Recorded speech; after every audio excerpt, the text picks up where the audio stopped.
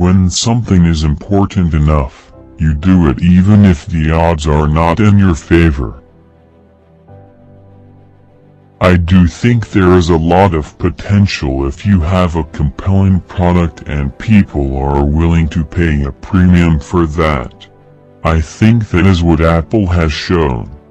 You can buy a much cheaper cell phone or laptop, but Apple's product is so much better than the alternative, and people are willing to pay the premium.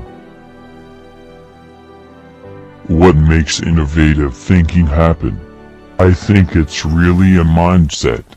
You have to decide.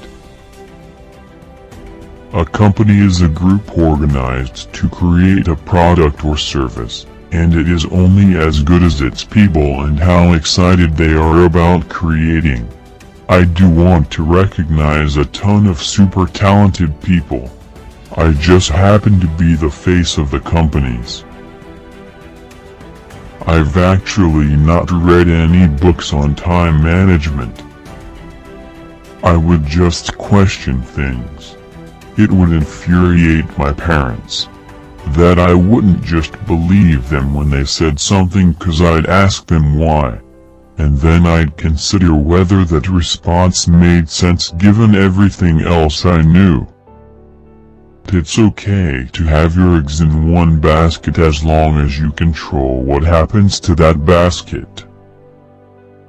The first step is to establish that something is possible, then probability will occur. When Henry Ford made cheap, reliable cars, people said, "Nah, what's wrong with a horse?" That was a huge bet he made, and it worked. My biggest mistake is probably weighing too much on someone's talent and not someone's personality. I think it matters whether someone has a good heart. I wouldn't say I have a lack of fear. In fact, I'd like my fear emotion to be less because it's very distracting and fries my nervous system. If something has to be designed and invented, and you have to figure out how to ensure that the value of the thing you create is greater than the cost of the inputs, then that is probably my core skill.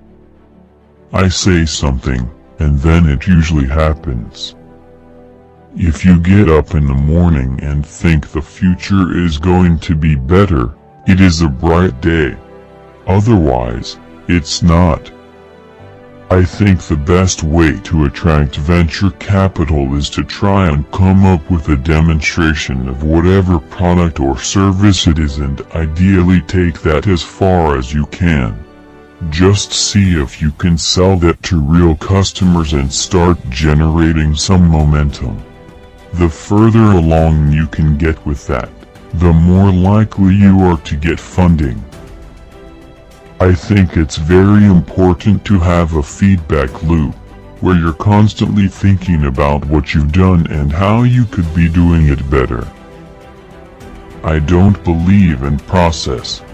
In fact, when I interview a potential employee and he or she says that it's all about the process, I see that as a bad sign.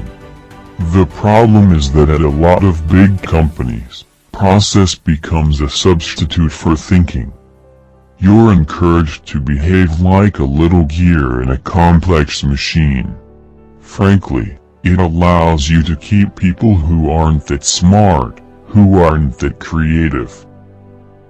Some people don't like change, but you need to embrace change if the alternative is disaster.